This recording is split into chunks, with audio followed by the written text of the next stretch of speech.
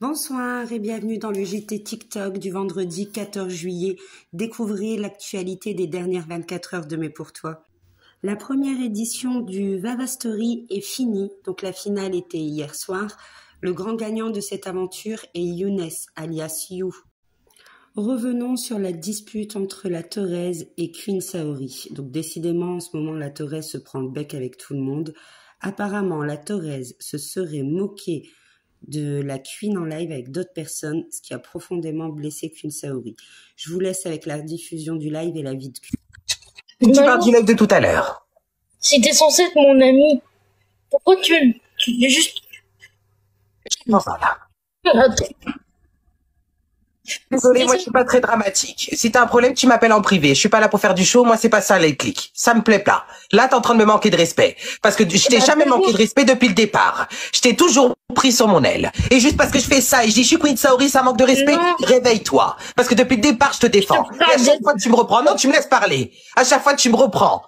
Je suis désolé, au bout d'un moment donné, faut arrêter de se foutre de ma gueule. C'est de l'humour. Si eux, ils se foutent de ta gueule, c'est leur problème, pas le mien. Faut pas mélanger les gens. Je t'ai jamais manqué de respect depuis le départ. À chaque fois qu'il y a eu un problème, je t'ai reprise. Et à chaque fois, je t'ai défendu. Et là, tu viens dans mon live pour faire du show et faire du drama. T'es en train de me dire que moi, je t'ai manqué de respect, je suis en train de me foutre de ta gueule? C'est pas ce que j'ai dit. Ça va te faire du bien. Les modérateurs, vous m'enlevez tout le monde. Tous ceux qui disent la merde, vous l'enlevez. Voilà. Comme ça, c'est réglé. Voilà. Je suis désolé, faut arrêter de me prendre pour une pigeonne. La Thorez, qui est censée être mon amie, dit simplement qu'il fallait qu'ils arrêtent parce que j'en subissais déjà assez, et qui termine sa phrase en disant que j'en avais déjà assez avec mon mari homosexuel et non pas avec le harcèlement que je subissais déjà. Que quand t'es censé être l'ami de quelqu'un, t'es pas censé rigoler en fait du fait que les gens se moquent de ton ami. Jamais vous m'avez vu en live avec des gens qui se foutaient de la gueule de la Thorez. Je suis donc allée sur son live en lui disant coucou Malou, j'ai vu une rediffusion de live, faudra qu'on discute. Voilà. Je lui ai absolument pas demandé. Non, mon mari n'est pas gay. Il est absolument. Enfin, je lui ai absolument pas demandé, de monter sur son live. Elle m'a fait monter. Je pleurais déjà. Vous avez vu mon état hier. J'étais dans un état catastrophique. Du coup, j'ai voulu m'exprimer, lui dire en fait ce que mon ressenti. Et elle m'a clairement humiliée.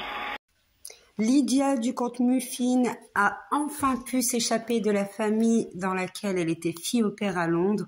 Donc la jeune fille est tombée dans une famille tordue qui la prenait pour une bonne, qui ne lui donnait pas à manger. Les enfants étaient très très mal élevés. Donc voilà, sa carrière de fille au père a pris fin. Voici les nouvelles dents de l'homme de papier. L'homme de papier continue l'avancement du soin de ses dents. Regardez comment il est fier de son nouveau sourire. C'est vrai que ça change tout. Bon, il lui reste encore un trou de 3 dents, mais bon, ça devrait pas tarder à les remettre. Donc pour un petit rappel, les dents de l'homme de papier ont toujours été problématiques pour lui. Il s'était fait casser ses dents lors d'un show. Donc, il avait payé un garçon pour lui faire un show, etc. De danse. Au final, il s'était retrouvé avec une femme. Donc, ça avait causé problème dans le salon de danse. Il s'était fait casser tous ses dents de devant, comme vous pouvez le voir. Allons faire un tour du côté des trucs loufoques. Donc, ce compte-ci, c'est le compte, le journal d'un couple. Donc, c'est un compte d'un couple DS. Donc, un couple DS, c'est un couple où il y a dominant et soumis. Donc, ils expliquent très bien leur fonctionnement en live ou sur leurs vidéos TikTok. En tout cas, ils expliquent beaucoup mieux que moi. Il y a quelques jours, le couple a fait une grande annonce. Donc, le mari, qui est le dominant, a décidé de prendre une deuxième soumise.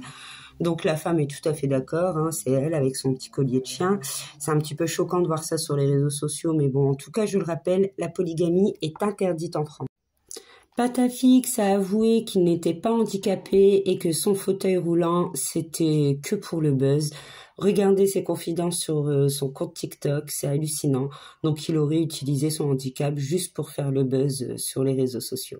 C'était le JT de TikTok sur la malaisance du web tous les soirs à 20 h.